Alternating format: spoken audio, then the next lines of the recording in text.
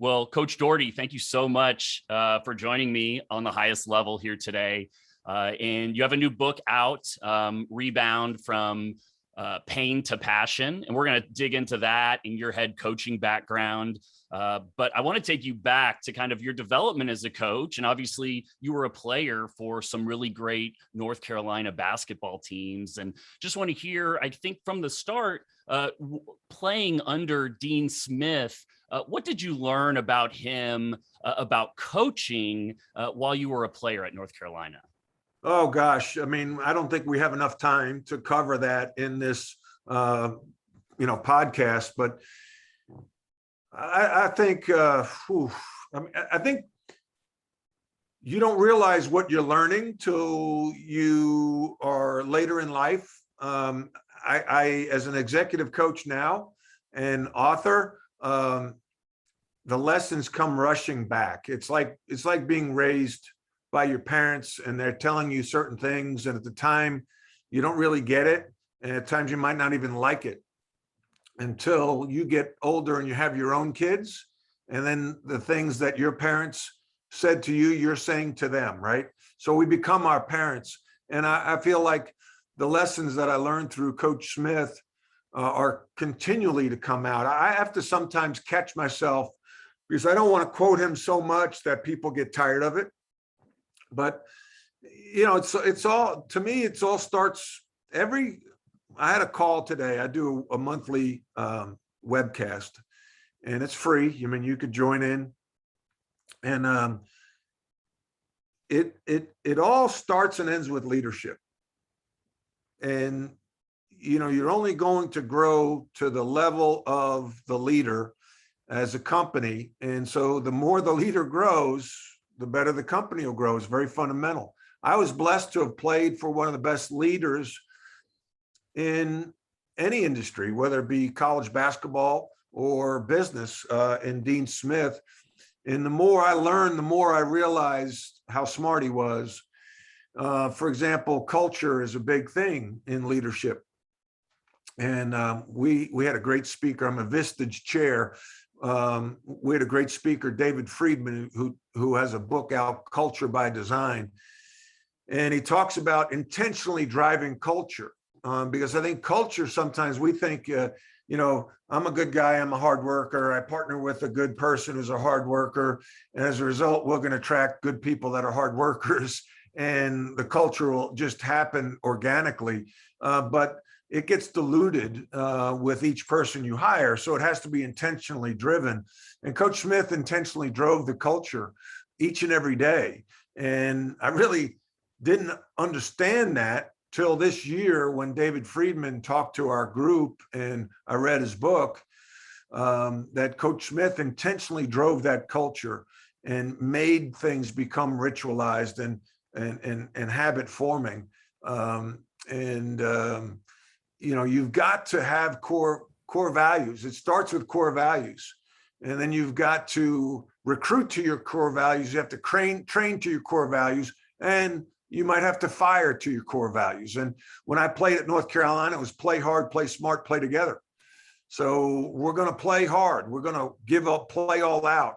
We're going to be smart, and we're going to play together. We're going to be an unselfish team. And all his behaviors, the things he emphasized in the daily practices were rooted in those core values of play hard, play smart, play together.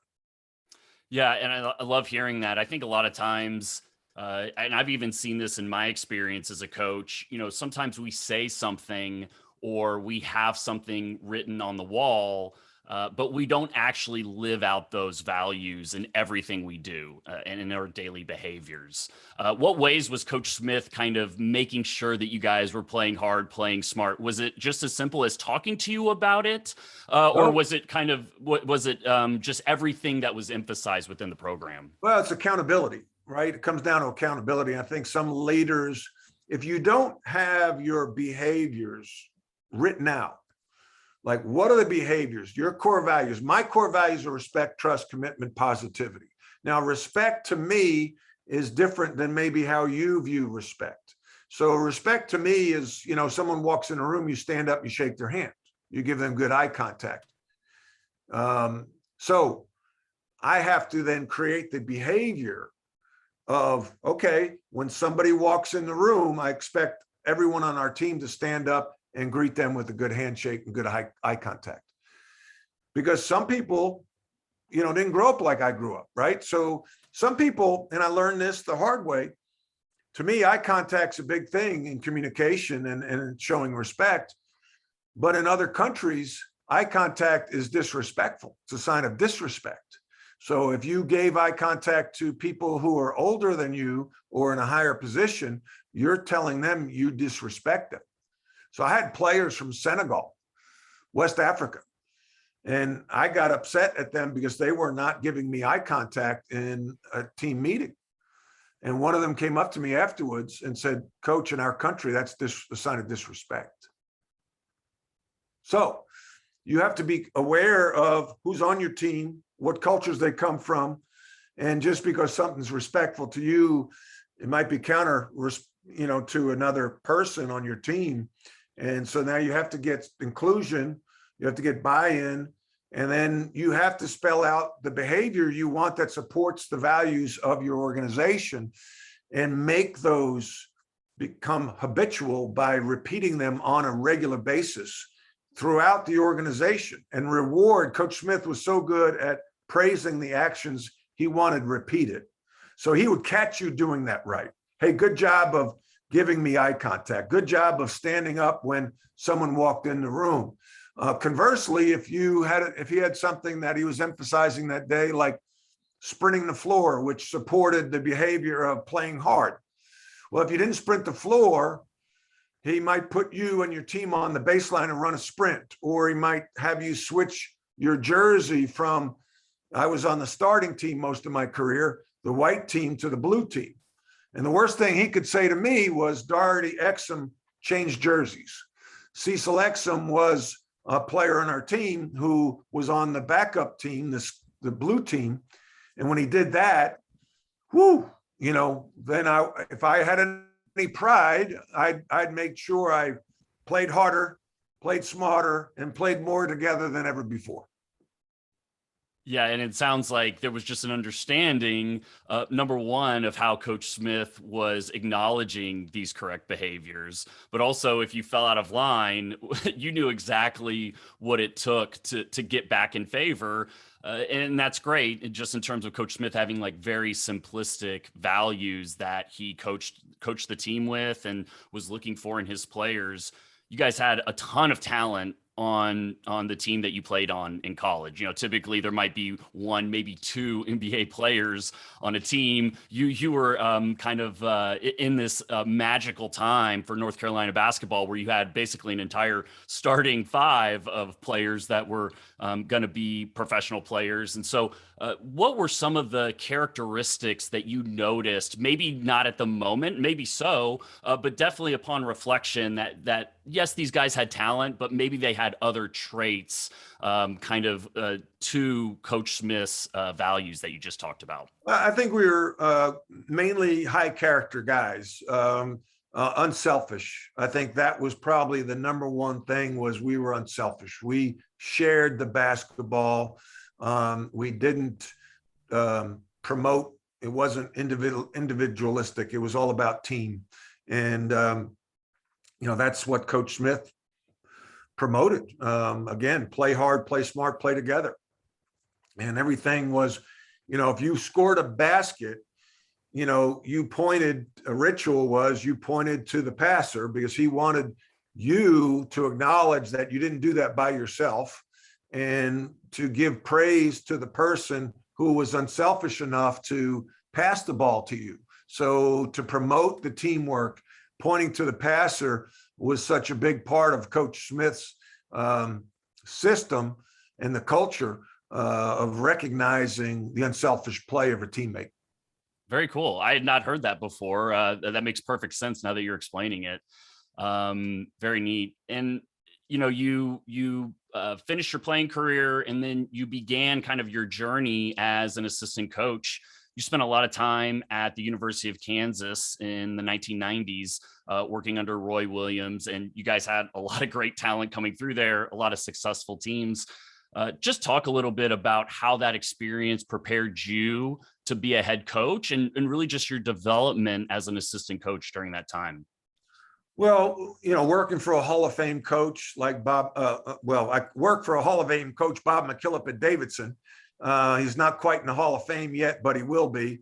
And I worked for Roy Williams, who was in the Hall of Fame. What it gave me was an opportunity to look behind the curtain. The inner workings of the Carolina system, the Dean Smith system that Coach Williams ran so well.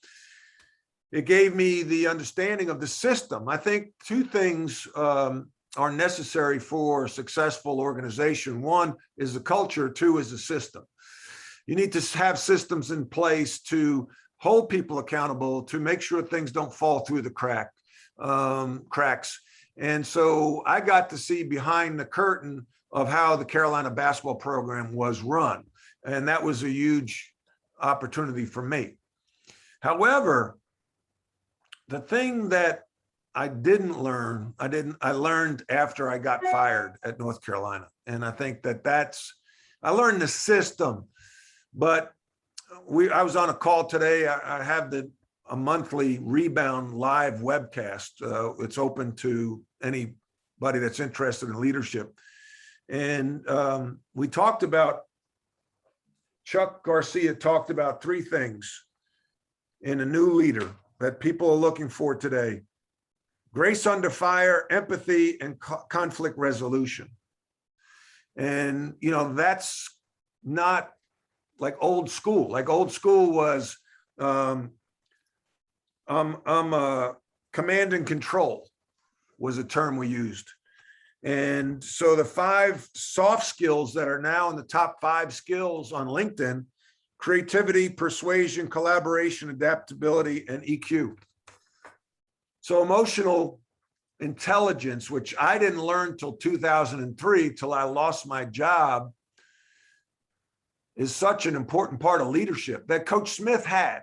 He had that naturally. I didn't have it naturally. And I think your biggest strength's your biggest weakness. And I learned the hard way. And that's why I wrote the book, Rebound from Pain to Passion, because leadership is a learned behavior. It's a skill that's not readily available. We don't learn that in high school and college. You have to seek it out. Unless you're part of a big organization and blessed to have the opportunity to be taught leadership, but you also have to be ready to learn leadership. And sometimes it takes getting your butt handed to you to realize, oh, okay, there's another way to do this. And that's when I went on my leadership journey in 2003. Yeah, it's interesting the way you said that just now in terms of being ready to learn leadership. Because I think there's this notion that when we become a leader or we become a head coach that, well, I got this position because I know everything. And it's very difficult when you're in that position to kind of put yourself outside of yourself for a moment and say, okay, what am I doing wrong? Maybe I don't have all the answers. And I think that's the wonderful thing about your book is that you are kind of giving some of those answers that maybe you wish you had Yes. in some of your head coaching positions. And maybe just talk about that for a second, because you're kind of teaching through failure, your own failures. And I really like that concept because leadership isn't perfect. And so just talk about how that book came about for you. Well, thank you for recognizing that, Evan. I wanted to teach people where the landmines were that I stepped on. If I could help people avoid the landmines I stepped on, that's why I wrote the book, because I stepped on a lot of them, and so leadership is a learned behavior, which was the most exciting thing I read. I believe I read it in the book Primal Leadership: The Art of Emotional Intelligence by Daniel Goleman back in 2003, when I was taking a class, executive class at Wharton. I think you admit failures, and we all have them. And I think a friend of mine, Brian Moran, said, vulnerability is the new invincibility. So by being vulnerable, people lean into that and they can learn through the vulnerability. And that's a big part of, I'm a Vistage chair in North Carolina, is being vulnerable, because once you're vulnerable and you take off these masks, we all wear masks. And I think sometimes you need to be humbled before you realize that you've got this heavy mask on. And I consistently wear 3 masks. Tough guy mask. So I want to be a tough guy from Long Island, basketball player, competitive. Smart guy mask. I want to portray a smart image. And then thirdly, I have my crap together mask. On X-rated podcasts, I'll say I have my shit together mask. So, and I ask people to take those masks off when they come in the room and put them on the hooks. And then it becomes freeing. There's a peace. And it's like a ground zero where we all can realize we're all flawed. We all have issues. And now we're free to let go of our egos and learn and grow from each other. And it's a real healthy mindset, I think, to have. Yeah, I think there's this idea that we want our leaders to be perfect. And I think the reality is we want our leaders to be human. And by showing that vulnerability, and I think 2 of the biggest kind of pieces that I tend to focus on in my coaching practice is admitting mistakes, which you just mentioned. And I think also eliminating ego, which I think is what you're referring to by taking off these masks. Right. Well, ego is, to me, the direct opposite of your insecurity. So the deeper your insecurity, the bigger your ego. That's what I've seen. Okay. So somebody who is really not comfortable with new ideas, they want to be the smartest person in the room. They want to be in command and control, will surround themselves with yes men. So, and if you challenge them with a new way to think, they get very defensive and they'll bully you because their insecurity is so deep that their ego has to match the depth of their insecurity. So once you realize, hey, I have this mask, I'm really insecure because I want to be the smartest guy in the room, I could take that mask off. All of a sudden the ego shrinks and it planes out. And then you could say, hey, I don't know. And I've done it a couple times as a leader. You know, my players, when I was at Notre Dame, they'd ask me how to guard a certain situation. And I'd say, you know what, I don't know. What do you guys think? And they would say, well, I remember Jimmy Dillon, my point guard. He'd say, I think we should do this. I said, okay, let's do it. Now they're bought in. Now they feel the ownership. Now they're more accountable.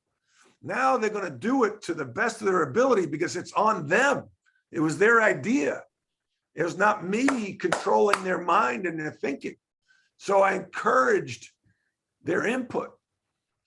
It was really cool moment. And that was the first year I was a head coach. But there were other times where I was insecure and I felt like a pushback and I had to show them I was in charge. And look back, I said, boy, what a fool, you know? And I think that, you know, the fact that I fell from grace as a coach, you know, I felt like God humbled me, smacked me in the back of the head, like too much, too soon.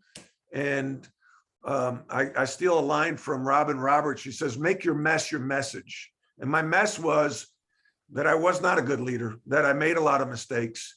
And then I try to learn from those. It's like most coaches, and Evan, you're a coach, you know, what do you do on Sundays as a college football coach? You watch film and you try to get better.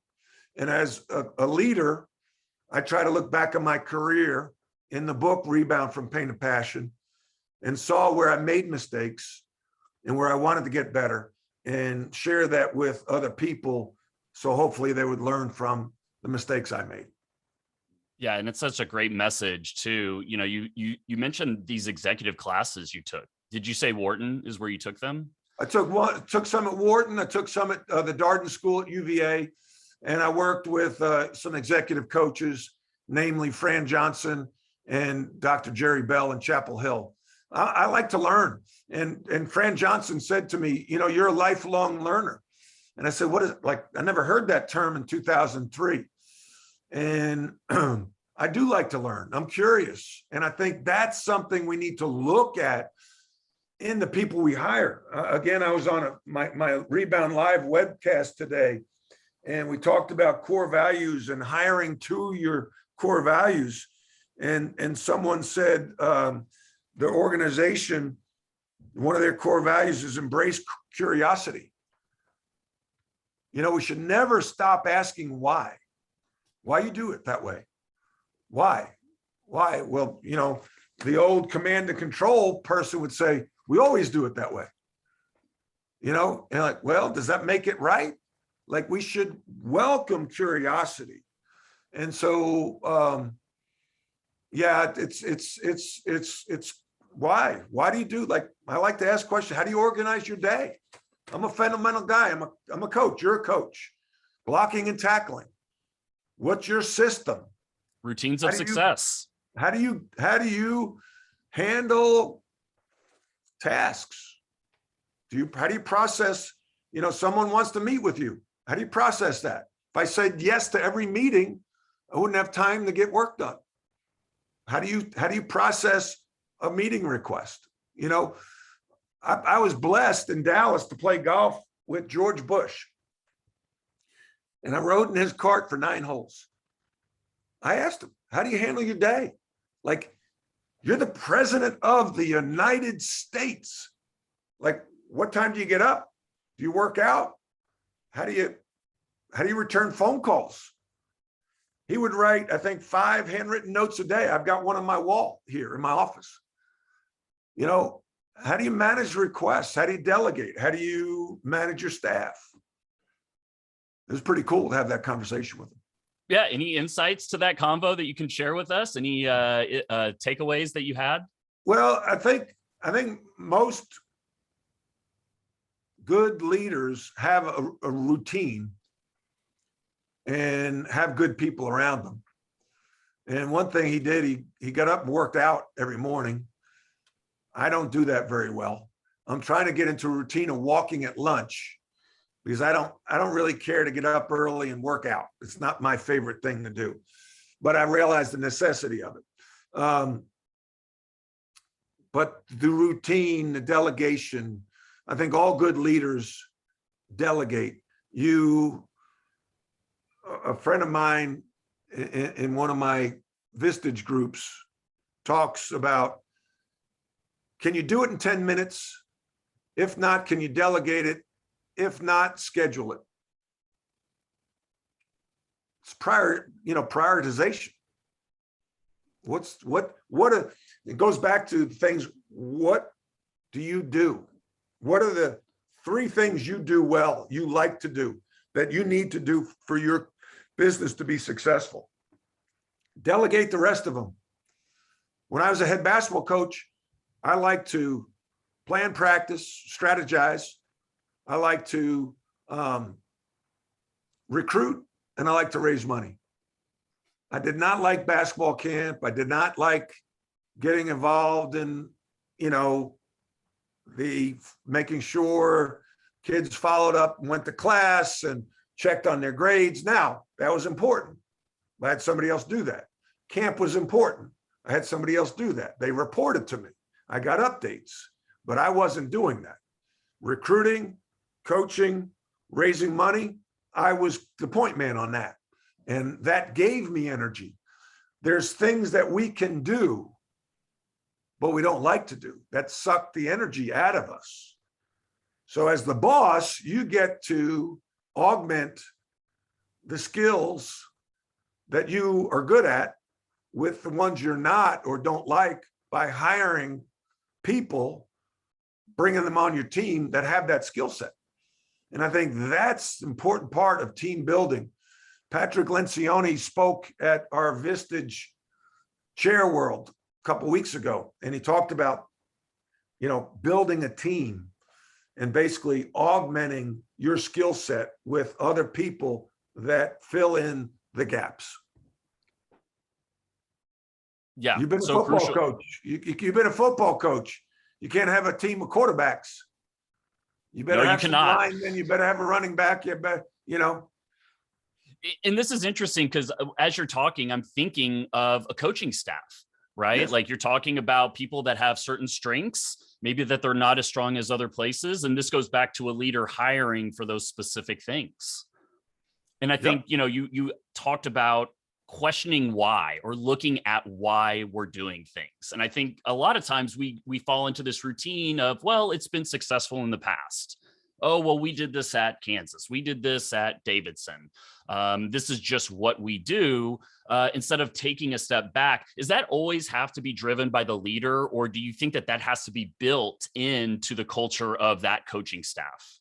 Whoa, it all, but I think you just answered the question. I mean, the leader, if the leader's not open-minded, it ain't happening. Right? You could have assistants saying, hey, coach, what about this? What about that? And if he shuts it down, it ain't happening. He's got to invite the curiosity. Hey, guys, how would you guard this pick and roll situation? Or, I've had assistants come to me and saying, hey, I think we should do this. And I'm like, you know what? I'm open to it. I can't digest it now. Our season's starting in a month. Let's table that till the off season. You come up with a reason why we should do it, and I'll listen. But now's not the time.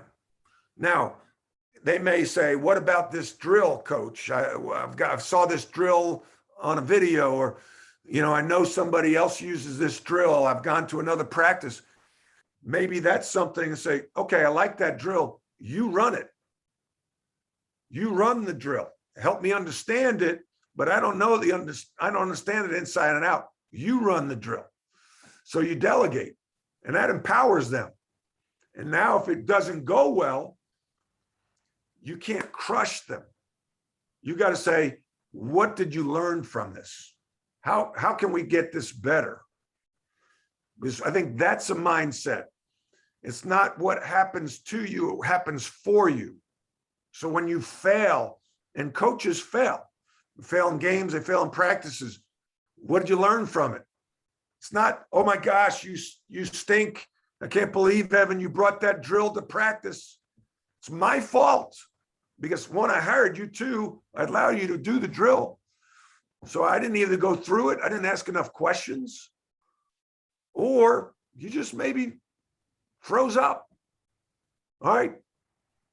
It's like somebody missing a big foul shot at the end of a game. What are you going to do? Let's practice it. Let's do it again. How can we make this better? That's going to create loyalty in you towards me. That's going to energize you to want to grow and learn.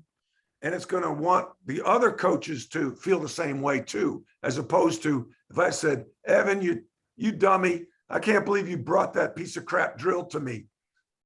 You think anybody else is going to bring a new idea to me? No.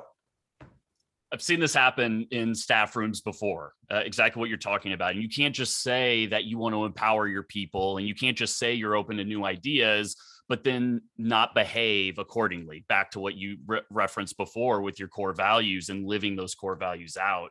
And, you've had this unique leadership journey as a coach where you've come into 4 different programs. Mm-hmm. And I know in your book, you talk about kind of the importance of the first 90 days and, Yes. and setting the standard. And so I want to look at both success and the failure of that, but let's start with the success. What is the key for any leader coming into a new situation, managing that change? Well, I talk about the 6 no's of leadership in my book, Rebound, From Pain to Passion. And as a coach, you have to make up acronyms, right? That's the only way we can remember things. So I make up this false player that I recruited from Eastern Europe. His name's Stevit, Stevit. The first thing we have to know is ourselves. The second thing, we have to know our team. Third thing is know your environment, know your vision, know your industry, and then know the truth, mine for the truth. So by knowing yourself, I know what my biggest strengths are, what my biggest weaknesses are. If I look at the DISC assessment, I like the DISC assessment. It's easy to do. It's easy to process. It's easy to remember. I'm a DI, so it's a driver influencer. I'm not so much steady and I'm not so much compliant. I like change, but 69% of the population are S's. They like steady. They don't like change. Ooh, I'm coming into an organization now. So 7 out of 10 people I meet don't like change. Wow. And I'm the symbol of change. So indirectly, they're not going to like me. 3 out of 10 are going to like me. That's not a good percentage. So how do you manage change? Well, you got to go, there's an art form to change. So then the second thing, team, know your team. Have your team do the DISC. Maybe there are some drivers and influencers on your team that you can align with to help cascade your culture to the rest of the team. Know the industry. I mean, if you're the head coach, you should know your industry. Know your vision, paint the vision. I think that's important as you change the culture, as you impact change. Where do you want to go? You want to help take this team to where they want to go, but they may not know how to get there. I'm going to help you get to where you want to go because I've been there before and it's hard, but boy, it's magical. So you paint that picture. I said industry. I meant environment earlier, STE. Know your environment. And that's the tricky part because you take over a job and in athletics, you probably have 48 hours before you get introduced to the job and then you take the job. Not a long engagement process. You don't really know where the skeletons are. You're shown the good stuff. And all of a sudden it's like buying a house. You live in the house now, you realize, oh my gosh, I didn't know the airport was right next door. I didn't know there were train tracks behind the house. I didn't know the basement flooded. So you learn a lot after you take a job. So managing the environment, understanding the environment, where are the landmines? Then I talked about vision, I talked about industry, then lastly, mining for the truth. I need to know the truth because I need to be the first to know the truth. Because if I don't manage the truth will manage me right out the door. So I need to know a kid's gotten in trouble, a kid's failing a class, an assistant coach isn't happy. There's a professor on campus who doesn't like the basketball program. Don't hide that from me. So I've got to create an environment where it's safe for people to share bad news. Yeah, I think what I'm hearing, and I'm sure this is where a lot of people maybe trip up in kind of this first 90 days of going into a new situation, is to what you spoke about earlier, like this failure to learn, or maybe to understand the importance of learning the entirety of that situation. And so maybe that also is part of kind of like that 90-day process, is actually taking the time to understand who are the players, who are the secretaries, who are the assistants that, work with the public relations department, all these different pieces that may only represent maybe a small fraction of your day, but they're still part of the situation you're going into. Yep. The first 90 days, and I was taught this by Dr. Jerry Bell in Chapel Hill, and it's kind of obvious now, but the old saying, you only have one time to make a first impression. And people are going to discount you towards that first impression, whether it's good or bad. So if you make a good first impression and you say, man, Coach Doherty's a good guy, and then I come across as a jerk in practice, you'll discount and say he's just having a bad day. But if I come across as a jerk, I'm in a rush, I'm impatient, I don't look in the eye, I don't remember your name, I brush you off, and you're like, man, he's a jerk. And then I come across as a nice guy at a later date. When I walk away, you might say, yeah, he's just putting on an act. Don't believe that. He's full of crap. he's really a bad guy. You know, he didn't show me the time of day when he first got on campus. It's why it's so important. When, you know, what do they say when a president is in office? The first 100 days, they grade him on the first 100 days. And I think it's important to, you know, go back to the Stevitt, you know, you got to know yourself. So my biggest strength, I like change. I like to drive change, but I have to understand the team.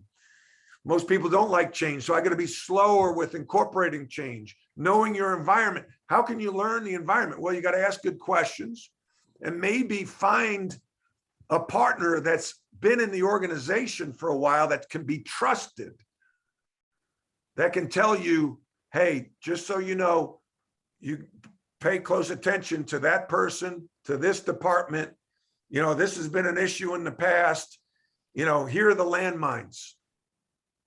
Have somebody out, a scout out in front of you that can tell you where the landmines are so you don't get blown up.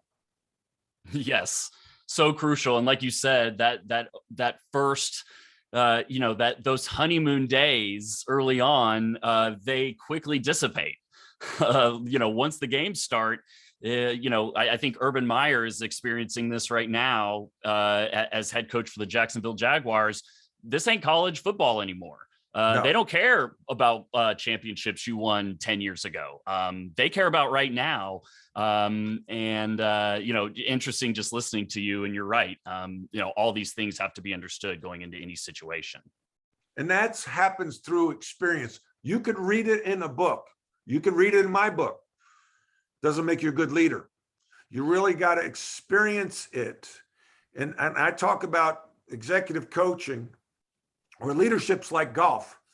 Like you could take a lesson and then go out and play golf and you stink. Just because you took a lesson doesn't mean you're a good golfer. Just because you read a book doesn't make you a good leader. You got to practice it. Yes, I'm talking about practice, Allen Iverson. We're talking practice. So you've got to, and that's where coaching comes in. That's why I like what I do. And I'm sure you enjoy what you do, is that, you know, people come to you and you have these moments where they're vulnerable and say, hey, I had this issue. I didn't handle it well. And you coach them. The best golfers in the world play the first day on a Thursday. And at the end of the round, they go to the driving range with their swing coach to tweak their swing. And it's just like a CEO should do. At the end of the day, how is my day? Grade myself. Now, the tough thing about CEOs, and I'd love for them, I shouldn't tell you this, but I'm going to come out with a GoPro, a CEO GoPro. So they go around and you get to film their day and you realize what they did well and what they did poorly. And then you watch the film with them, right? How about that? Let's watch the film. Oh, you didn't praise the action. You didn't praise someone's good deed over here, but you criticized them over here when they didn't do something. That's not good coaching.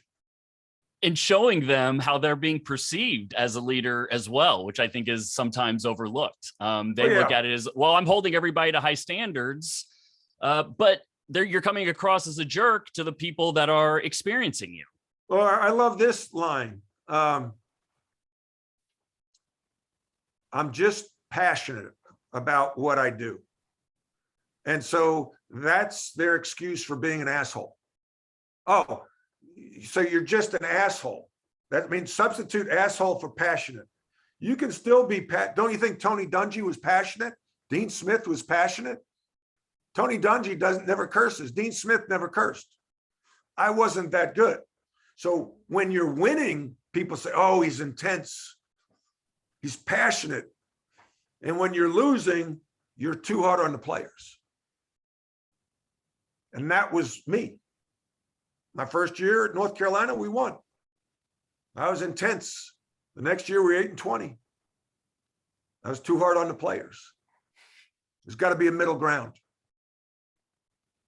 I agree. And, you know, I think your idea for the CEO GoPro is spot on, because I think a lot of times we think that we're coming across a certain way, but in actuality, you know, much to watching film with your team, with your players, you know, actually taking a moment to take a step back and see how your behaviors are actually coming across is so vital. That's the closest thing we have.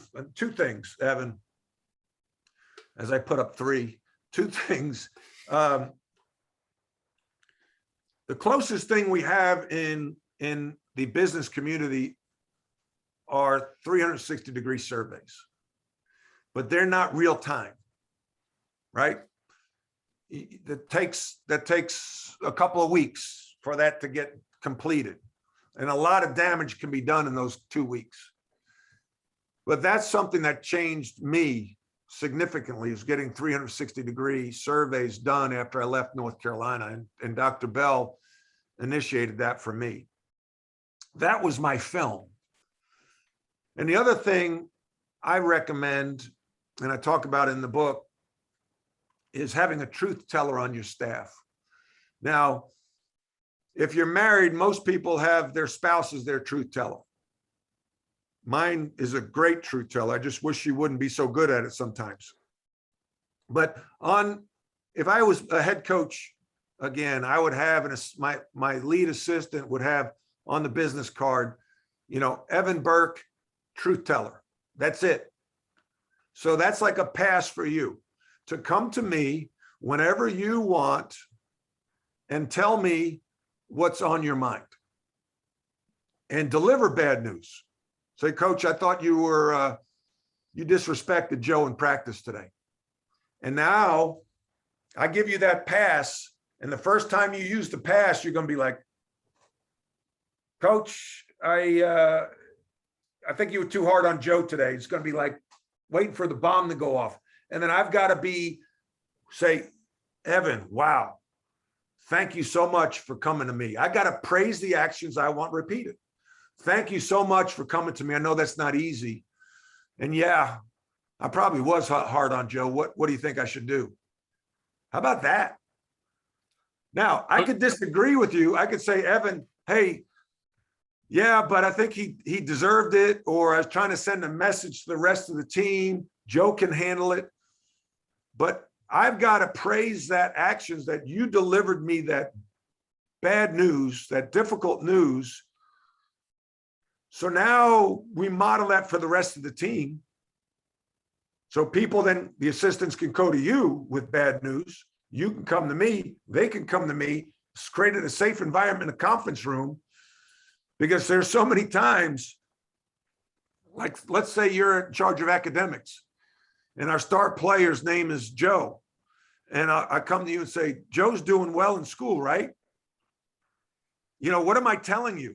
Yeah, you better, 50% of communication's body language, right? So Joe's doing well in school. So I'm bullying you to tell me, yes, he's doing well in school, when he might not be doing well in school. But eventually, I'm going to find out that he's not doing well in school. But right now, I just don't want to deal with it. I don't want bad news. Colin Powell, God bless his soul, says, when men and women stop bringing you their problems, you stop leading. You've got to create an environment where they bring problems. I'm sorry, I interrupted you. That is perfectly fine. You're going to get me start getting passionate. I'm not going to be a jerk to you or anything, but just this idea of having a truth teller on your staff, and that is their singular role. That's right. Because I think this is, especially for young coaches or young leaders, this is so difficult because people don't want to come across to you a certain way. They're trying to gain favor with you. And if you can have somebody whose sole responsibility it is to look out for you and the good of the program or the organization, and your role is to see how things are being received, I think that is an invaluable person on any staff, regardless of whether we're talking about sports or business. Well, and that's the real foundation of Vistage. That's a peer advisory group. So we bring 18 CEOs together from non-competing industries, and they'll tell you the truth. They'll tell you what they think, because they don't need anything from you. They just want what's best for you. So they'll tell you the hard, cold truth, where, as you said, even on a staff, be like, well, if I tell the boss this, I might not get a promotion. if I tell the boss this, I might not, he might not give me my vacation. He might fire me. He might, so I'm afraid to tell him, you always have somebody on the staff, hey, can you tell the boss this? Tell the boss, he listens to you. Tell the boss this. What a waste of time. What a waste of energy. What a waste of emotion. And who wants to work in that environment? Yeah, agreed. And I've seen this before too, in the back rooms, right? Like we all leave the staff room, and I'm talking about like, when I was at SMU as a young assistant coach in my early 20s, and I'm in those back rooms and I'm listening to other coaches say, oh, well, he says he wants an idea, but here I bring an idea and like he shoots it down. Well, that's why you don't bring ideas to him, Matt. God, don't you know that? You're an idiot. That's your fault. Right. And like that, those are real conversations. Oh, yeah. No, and, I think the other thing I'm going to invent the CEO GoPro, but also the CEO, what should I call it? Break room cam. Okay. So it's the camera, the hidden camera in the break room. So after a staff meeting, when all the assistants go into the break room, start bitching about the head coach or the CEO, you can get real-time feedback like, oh my gosh, I can't believe that's the way they interpreted my comments. Or, oh my gosh, that's how I'm coming across to them. I need a change. So yeah, that's the truth. You want the truth. I want the truth. Manage the truth, because if you don't manage the truth will manage you right out the door. Coach, you're taking me right to one of my last points I wanted to bring up with you. You've talked about embracing the truth. And specific to the way that college sports and really pro sports is changing, especially in college with the empowerment of the athlete, this commanding leadership style really doesn't work as well anymore.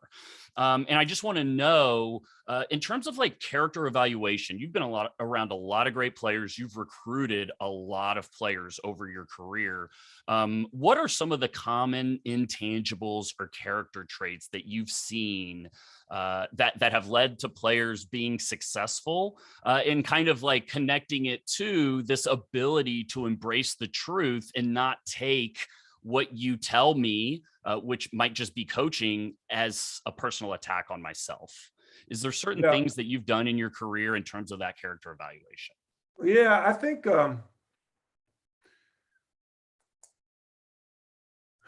it's a great question.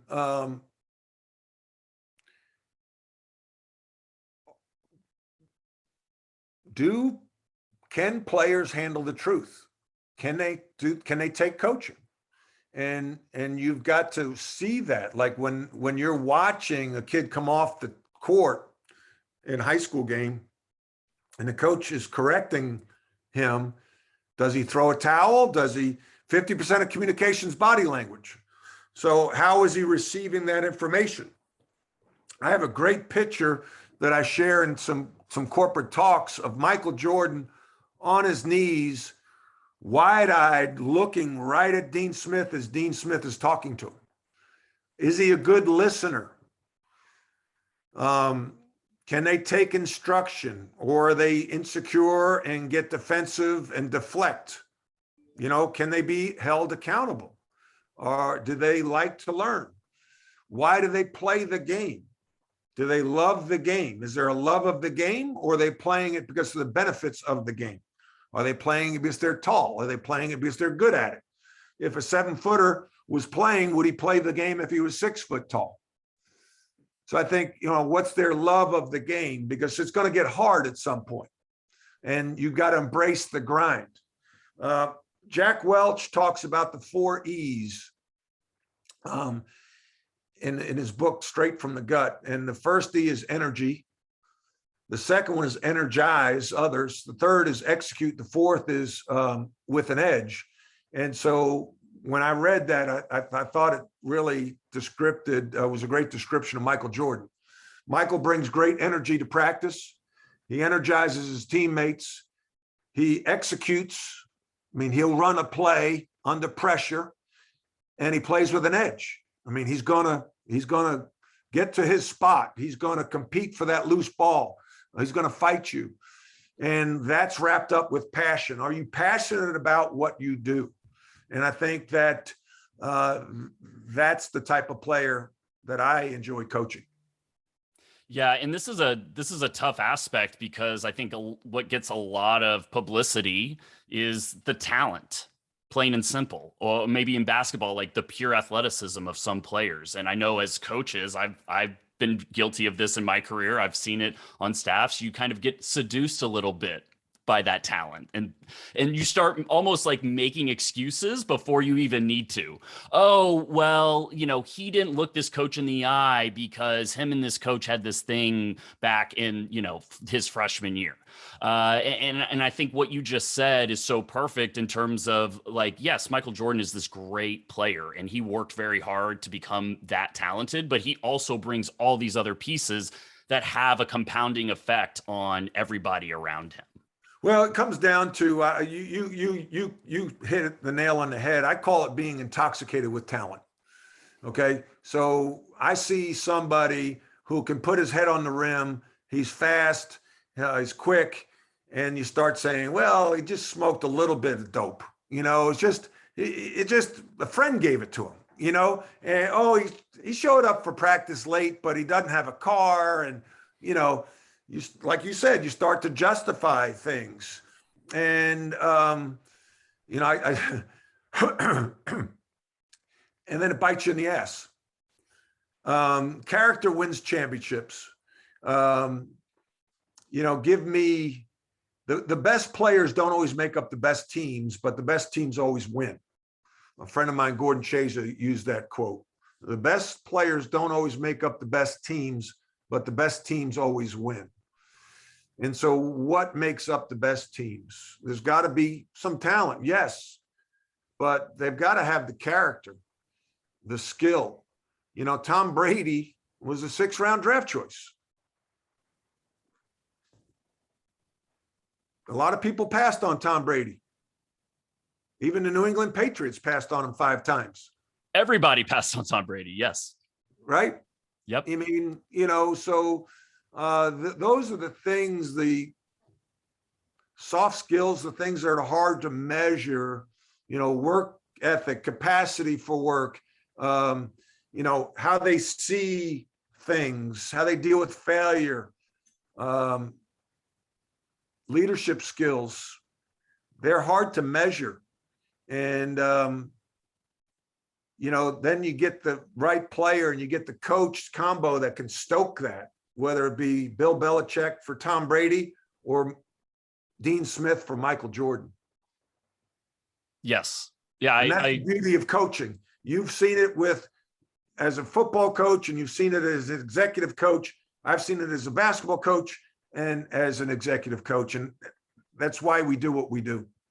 I totally agree with you. I'm really glad you said that too, because I think especially in the hot take culture, if you will, that we live in now, we want to say, well, is it Belichick or is it Brady? Oh, well, Belichick lost this game this year in 2021, so it must mean that Brady's better. And I don't think that's an accurate portrayal of either person. Like you just said, it took a certain type of coaching, a certain type of leadership to pull that out of Tom Brady. And yes, there's other factors in terms of, the preparation and the talent and all these different things. But, the leadership plays such a crucial role in this. It's not just as simple as deciding between one or the other who's responsible. It's a collective effort. And then there's the relational part of it that needs to grow. And sometimes there's a season for everything. And there was a season for Tom Brady and Bill Belichick. It was a hell of a season, but it's ran its course. And, that happens in business, that happens in relationships. And how can you continue to keep that relationship fresh and strong? That's the art of leadership. Because, and I've heard Mike Krzyzewski say this, the same players, the same people don't come back as the same players. There's a different set of expectations when a player comes back. You know, a freshman comes back and all of a sudden maybe expects to start. Maybe he expects to be the leading scorer, where his freshman year was just happy to get on the court from time to time. Well, now his expectations change. So it's a different guy you're dealing with. So you as a coach have to adapt to that new player, even though it's the same person, and that new team. And that's the art of coaching. Beautifully said. And it goes back to what you mentioned earlier, not only the adaptability, but also the ability as a leader to learn and be willing to change that best suits the players and the team. Yep. Tom Brady at 22 as a rookie, a lot different than Tom Brady at 37 as a dad, a father, a worldly icon. You know, you can't talk to him the same way and can't run the same drills, and you can't expect him to digest all the information the same way he did at 22. Just can't. Yes. John Thomas, an executive for the Minnesota Timberwolves, had said a couple of weeks ago, what got you here will not get you there. That's right. And this idea that you cannot coach Tom Brady the same way every single year. You, just as you expect that person to evolve as an employee or a player, you have to evolve as a leader and as a coach. And that's the emotional intelligence part of leadership that is not formally taught, but it can be taught and it can be developed. But I didn't know about emotional intelligence to 2003. And it's just now really, I think, gaining full steam, as I mentioned earlier, about one of the top 5 qualities in a LinkedIn poll in terms of what they look for in a leader. 100%. And, you know, we kind of talked about it earlier, and I just want to wrap up with giving you an opportunity to tell us a little bit more about your book and where we can find it. Kind of very much in line with what you just said, a great way for leaders to learn, not only from the landmines that you stepped on, but also develop some of this emotional intelligence. So just tell us a little bit about where we can find your book. Thank you. I think the easiest place is to go to my website, coachmattdoherty.com. I've got webcasts, executive coaching, public speaking. My book's on that website. Rebound from Pain to Passion. You can buy that book on Amazon. It was rated as a bestseller on Amazon. Very proud of that. Yeah, just I'm passionate about leadership. You know, it's you know, when I lost my job in 2003, it was free falling, and you know, I made my mess my message. And that's a line from Robin Roberts. In my mess of losing my job, stepping on landmines, to now teaching others to avoid the landmines I stepped on, is very fulfilling work. So yeah, I coach. It's just, I'm not coaching basketball players. I'm coaching business owners and business leaders, and it's a lot of fun. Exactly. It's the same principles. Even if you're not on the sidelines, you're still doing the exact same type of leadership and people development. So I love that, Coach. And I share that same passion for leadership as you do. And I could have gone on here for another 30 minutes, hour or so, but we'll save that for when you release the CEO GoPro, and we'll have you back on and we'll continue this conversation. All right. Sounds good. Evan, thank you very much for having me on. Yes. Thank you, Coach. Take care. All right. Thank you.